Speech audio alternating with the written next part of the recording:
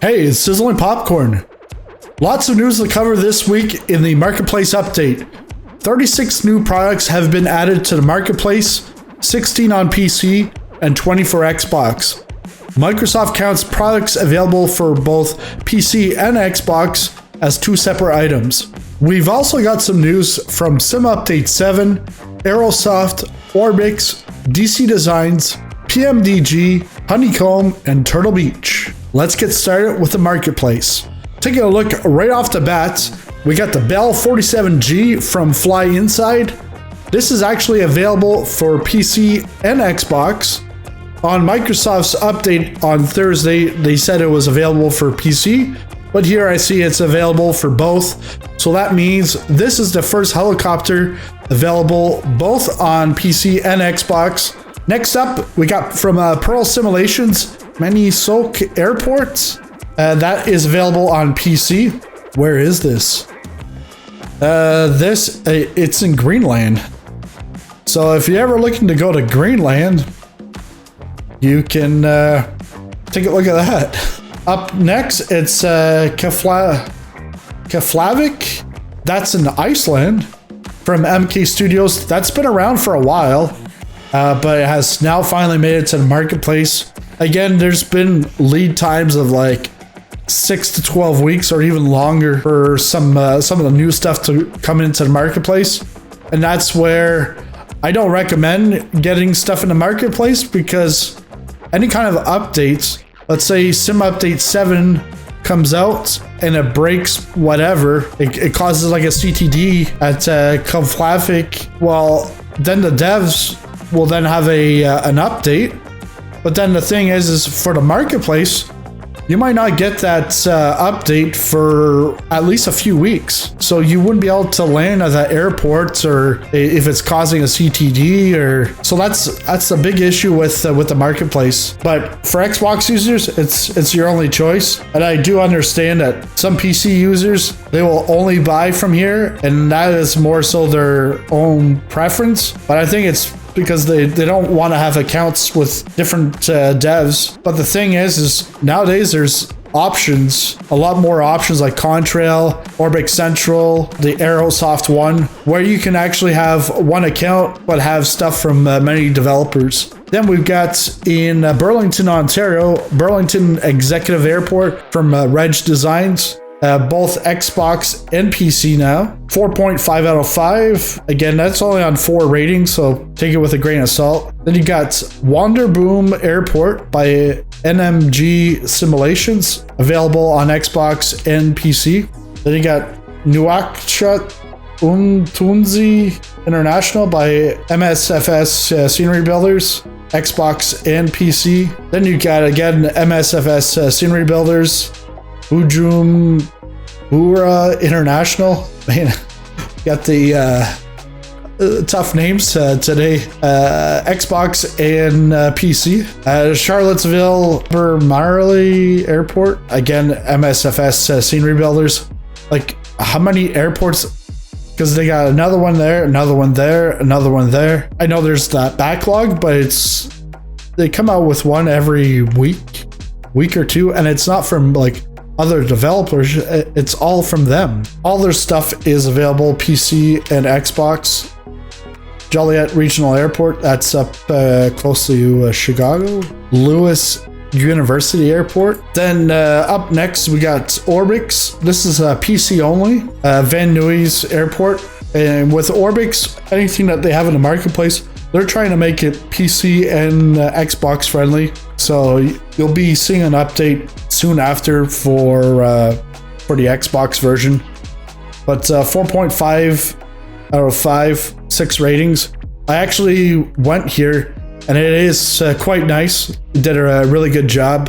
Next up, we got Zadar Airport. This is, I think, the second most busiest airport in Croatia. I've been in and out of here before. So what I'll do is I'll put some links in the description so that you can take a look at some of the videos to see the airport in action. So this is available PC and Xbox. Then you've got LLH Creation, Peresud Ballestas Mountain. This is, I would say, like in the French Alps. If it's in the mountains, it's got to be. But yeah, it's a sloped runway, as you can tell there. That's pretty sloped. It's got to be a challenge. Next up, Queenstown from INIC, 405 from 4 ratings, Xbox and PC. Then you got RM Studios, Angra dos Reis Airport, 4.5 out of 5, only 2 ratings. Again, take it with a grain of salt at this point. Xbox and PC. And then the last but not least, or maybe least, there's 8 ratings, 2.5 out of 5 for a Perfect Flight, the Andes. I don't know, but just from this picture, it doesn't look that great. It's available on Xbox and PC. Do they have any other images? You can actually see the line right through that mountain. Oh man. Yeah, that is not good. It's not good when the devs, they only put 1 image. So like, there's really nothing to see. Oh, but this is actually like a mission.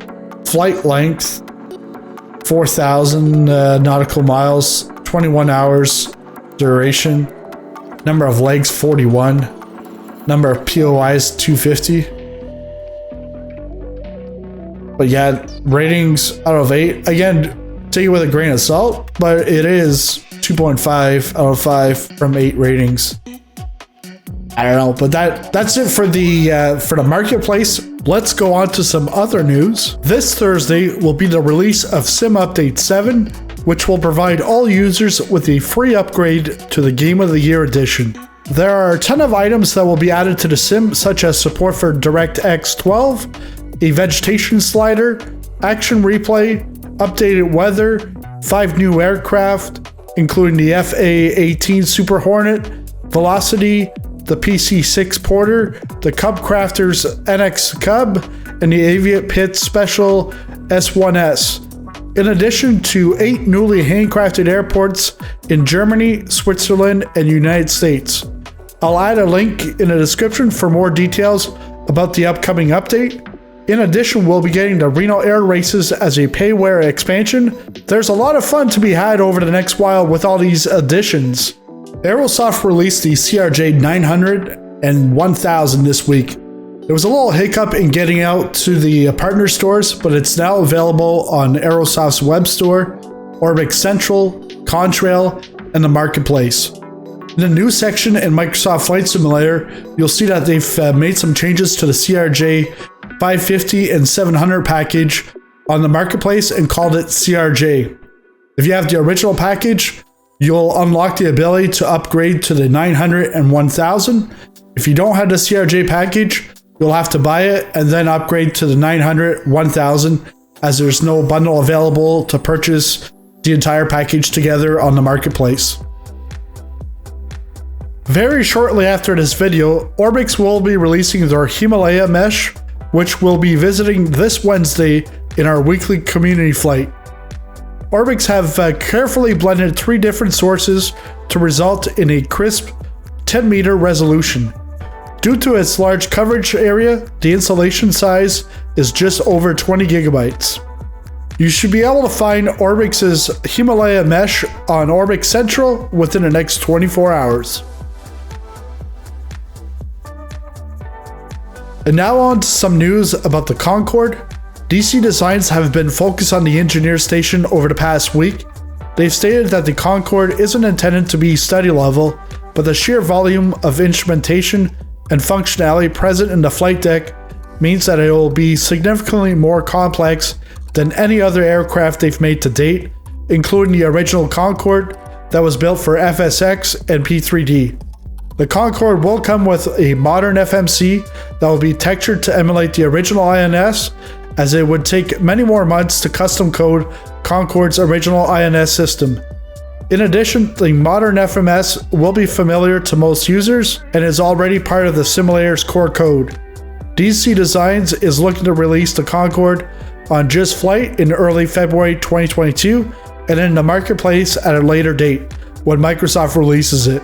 PMDG released a few images comparing their upcoming 737 to the P3D version. No timeline or price was given. What was looking like a September-October release is now looking like a 2022 release. It's better to release a proper aircraft than having to wait for bugs to be fixed. No official news yet from Honeycomb, but we should be expecting that pre-orders for the XPC version of the Alpha and Bravo, in addition to the Charlie rudder pedals, should be starting before the end of the year, with shipping starting in 2022. I'll have more information as Honeycomb releases it to me. Last but not least, Turtle Beach's VelocityOne flight controls officially launched yesterday, but it didn't take long for the inventory to sell out, even though the limit has now been reduced to 1 per customer. Don't worry, you can sign up for notifications on their website for when there will be another wave of inventory. I'm still waiting for my review unit and will be able to give you more advice about it once I have time to review it. There were a few things that weren't programmed when I reviewed it at the Flight Sim Expo in September. Let me know in the comment section below what part of this week's update are you looking forward to the most. That's it for this video. Thanks a lot for watching and happy flying.